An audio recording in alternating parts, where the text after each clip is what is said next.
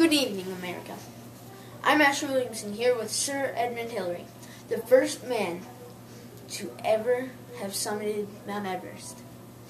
So, tell us, Edmund, how exactly did you feel before you started your expedition? Well, I was very aware that many before me had failed, or worse. But my general feeling was that we were going to give it everything we had and hope for the best. Nice. The winds were very intense, weren't they? Yes, like roaring lions. Luckily for us, as we were higher up on the mountain, though, the weather really did improve quite a bit. However, there was still quite a brisk wind. The cold, the exhaustion, and the high altitude sickness had already affected most of your members of your team. How were you able to cope? A friend and I had certainly been very fit, and I believe that's why John had given us this particular job. You described yourself earlier as a fearful person. You certainly didn't want to spend the end of your life at the top of the mountain. Was there much in the way of fear in your mind and went up with the rest of as you went up with the rest of the mountain?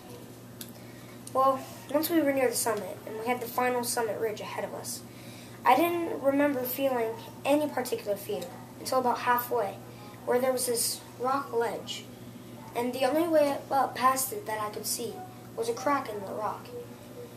So there I was, sticking to the rock, and I wasn't at all sure that the ice would remain intact. So I was a bit nervous there, I'll admit. So, at this point, what was running through your head? Were you even able to keep going? I think I had these deep feelings of urging myself on. And as you can tell, of course, I made it on. Yes. Did you realize when you finally reached the top that your life would change drastically? To be completely honest, I really didn't expect it to change so much. It definitely had an impact on the rest of my life, though. So, you actually did manage to reach the top. What exactly was your feeling? I can actually remember standing on top of that mountain and looking across the valley and seeing another mountain range. Then I thought to myself, I'm only halfway there. I still have this whole mountain that I have to find my way down. Though I was already atop Mount Everest, I was thinking ahead to the next challenges. As we know, there is little to no oxygen in the high altitude. The temperature's hundreds of degrees below freezing. How did this affect you? Well, as any sensible man would, of course I was wearing an oxygen mask.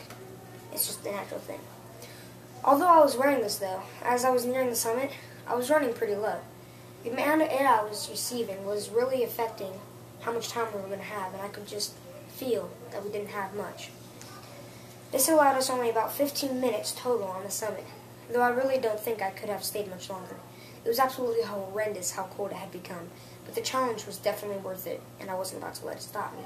Well, folks, this is the true adventure of Sir Edmund Hillary.